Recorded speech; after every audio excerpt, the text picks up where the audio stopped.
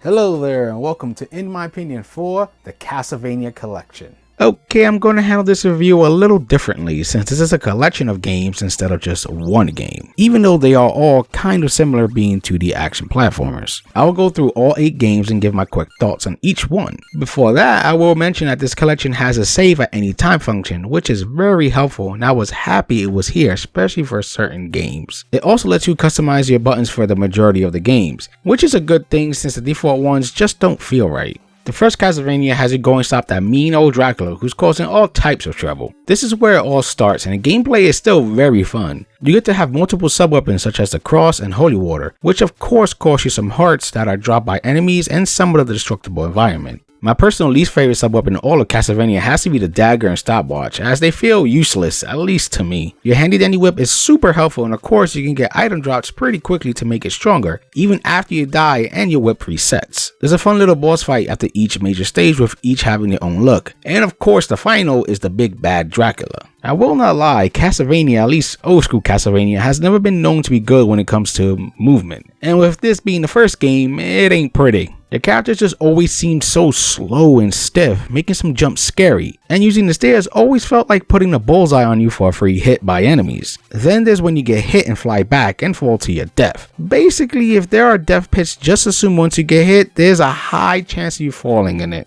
The first game may not be the best, but it still was enjoyable and most importantly launched one of my favorite franchises. Castlevania 2 Simon's Quest has you playing as well Simon, who after defeating Dracula has been cursed and he must find body parts of the former baddie to bring him back and destroy him for good, which sounds kinda confusing.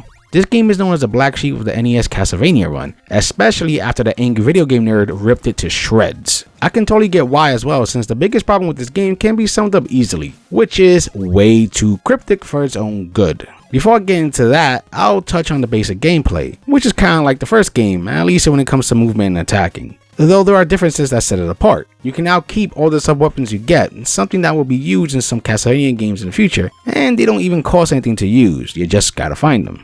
There is also this day and night mechanic where after a short while, some text will pop up, which personally didn't bug me, and the game will transition into night where enemies are much tougher, but at least they drop bigger hearts more often, which are used as currency in the shops. Yes, there are shops, which leads into the biggest difference, which is this game is pretty open as they just plop you in a village and that's it. Now this would be fine if the game would give you some sort of hint to what to do and how to get stuff, but the game does not. As I said before, it's too cryptic for its own good. If not for the internet, I would have been stuck in this game for God knows how long. It's just insane what they expect you to know, like dropping a piece of garlic in some random ass spot, or the infamous crouch near a certain wall while having a certain item equipped. Then you have the whole throw holy water to see if there's any invisible holes. Also, if you're playing this game for bosses, it doesn't really deliver in that regard either, which is sad. I really think if this game had a map and a better hint system than the villagers giving some really cryptic info, it would be looked at much better by gamers. I still enjoyed it, but that's mainly cause I had the internet when I got confused.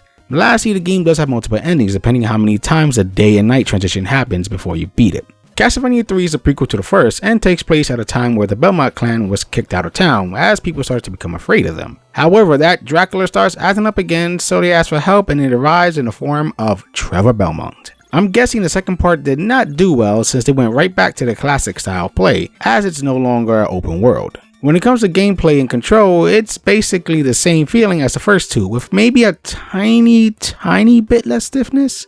They still added some stuff to make this one feel different from the last two, which is path selection. After beating a certain stage, you can either choose up or down, letting you explore different stages. And not only that, this leads to our next feature, which is getting a partner who you can change on the fly. Yes, in this entry you can team up with 3 different characters, which are Cypher the Priestess, Grant the Thief, or the son of Dracula, Alucard. Each of these characters have different abilities, like Alucard being able to transform into a bat to bypass enemies. Now you can choose to switch the characters if you meet a new face or just say screw it and pick up no one, though this will change the ending a little. Now for the big problem I have with the game, and that is it becomes cheap. You heard me right, it's not challenging, just cheap. It starts off well enough, but then some bad enemy placement shows up and some serious enemy respawn issues, and not always from off screen as some respawn right on top of me. This has got to be the game I use the save feature the most on. Maybe by halfway through the game I stopped having fun and just beat it for the sake of beating it. I actually had more fun playing Simon's Quest over this. Yeah, I was confused on what to do and where to go, but at least I didn't want to smash my controller out of pure fucking annoyance. Super Castlevania 4 is a reboot, a remake, or whatever. Just know it's the same setup from the first game and that it's awesome. The core gameplay is like the original, so no extra teammates, no openness, and no different paths. It's just straight ahead as you're taking out Dracula's minions. This is by far the best controlling classic Castlevania game. You don't feel as stiff as you did back in the NES era, and if you miss a jump, you don't really feel like blaming the game. Also, you move much faster, and not only can you whip in multiple directions on and off the stairs, you can even dangle your whip, so you don't feel as limited when it comes to defending yourself. They also added some hooks to swing from with your whip to get to other spots,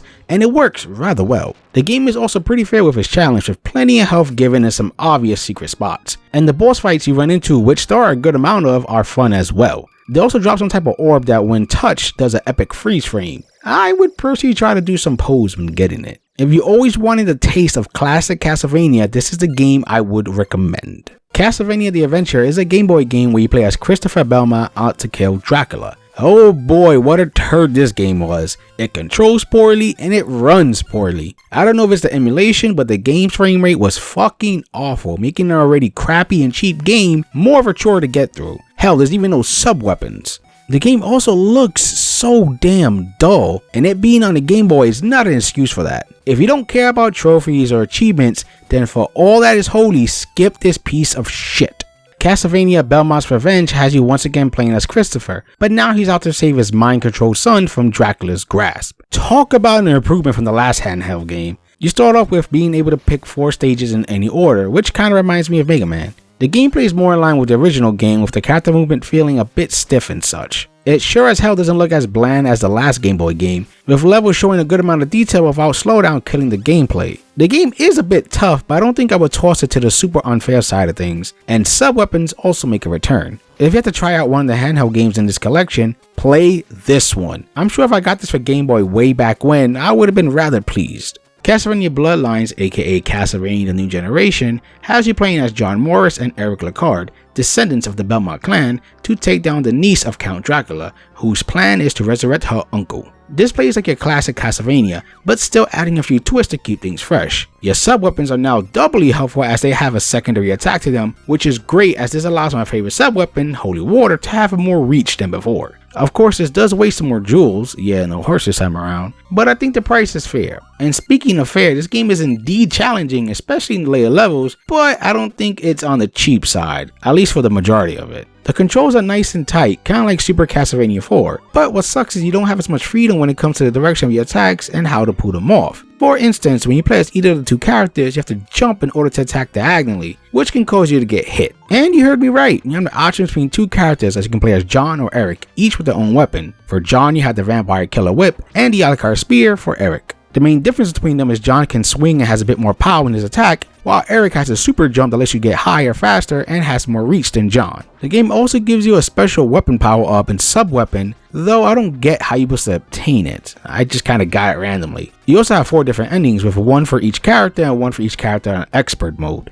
The last game is Kid Dracula, in which some demons trying to take over the throne, and Kid Dracula ain't having none of that and goes off to stop him. I find it very odd this title never came over to the States for the NES, as I think it would have been right at home over here. Throughout the game, you go around the level, jumping around and shooting your magic till you come face to face with a boss. And after you defeat it, you get a new power up that you can switch on the fly, like homing magic balls and turning into a bat. There's also mini games after each stage that can help you gain more 1-ups, and there's even hearts in the levels that you can increase your life bar. The game also has a comedic tone, which is very interesting and entertaining. I mean, it's not often you get invited on a quiz show where the Statue of Liberty will ask you questions and your opponents are a ghost and chicken. I will say this game is very simple and very easy, but that didn't take away any of my enjoyment and makes it so anyone can jump right in, which you should. This collection also allows you to try out the Japanese versions of these games, except for part 2 for some reason, as there were some changes when they were brought over to the West. So if you're curious about that, you can replay them. As mentioned before, there are save states within the game, letting you save whenever you feel like it, instead of entering a password over and over again if you die, saving you time and frustration. Besides all these games, there's also a book you can check out that has tons of info in it. such as pictures of the box art of each game and the regional differences, be it for the art or gameplay. There's also some background info on the games, some interviews with those involved with the series, and even a chronological chart for these games. It's a very interesting read if you want to learn more about the games. The main menu's layout is nice and neat, and it's easy to know what you're choosing. You're even given a summary of the game's story before you play. When it comes to the games themselves, they look and run great, well, not counting Castlevania Adventures. Each look like they come from the era they were made in, with no technical issues except for the ones you expect from an NES game, like some slowdown and stuff like that. Even though these games are old, there's no denying the great visual designs for them, be it the creative levels or the many enemies you'll be facing. If the black empty sides bothered you, you can put a background on, but sadly there's only 2 and only one of them are actually good. I wish it made a background for each individual game to make it more fitting, and just to have some more in general. Also, if you're not digging the original look, you can change the aspect ratio, such as to 16:9, and even add TV scan lines. Of course, the franchise is known for some great music, and that's still true, as these tunes are very catchy and stay stuck in your head.